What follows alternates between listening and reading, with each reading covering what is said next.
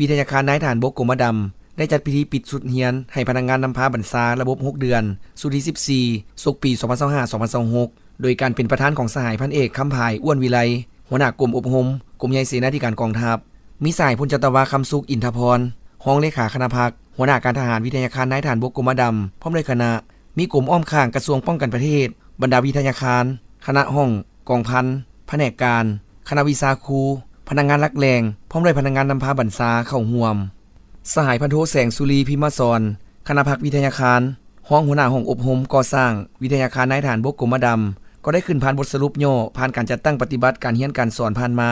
ซึ่งได้ยกให้เห็นในผลงานหลายด้านเป็นต้นเป็นคณะพักคณะบรรษาแต่ละขั้นได้เอาใจใส่ซี่นำพาอย่างใกล้ชิดต่อโครงการหลักสูตรการเรียนการสอนและบรรดาคณะวิชาครูอาจารย์ก็ได้ปฏิบัติตามแผนการซิดสอนและมีโครงหางบทสอนตำราซิดสอนครบถ้วนและบรรดาพนักงานนำพาบรรษาทุกสหายก็ได้ตั้งหน้าสุ่มใส่การค้นคว้าหำเฮียนนำบรรดาครูอาจารย์หมู่เพื่อนพร้อมทั้งปฏิบัติบรรดาข้อกำหนดกฎระเบียบของกองทัพก็คือข้อกำหนดของวิทยาคารวางออกอย่างเข้มงวดสำหรับพนักงานนำพาบรรษาระบบ6เดือนแม้นมีจำนวนทั้งหมด59สหายในนี้แบ่งออกเป็น2สายคือสายนำพาและสายบรรษาที่มาจากกำลังหลวงกำลังท้องถิ่นผ่านการตีราคาผลได้รับจากการฮัดแอบหำเฮียนและจัดตั้งสอบเซ็งเฉลี่ยผลได้รับคือ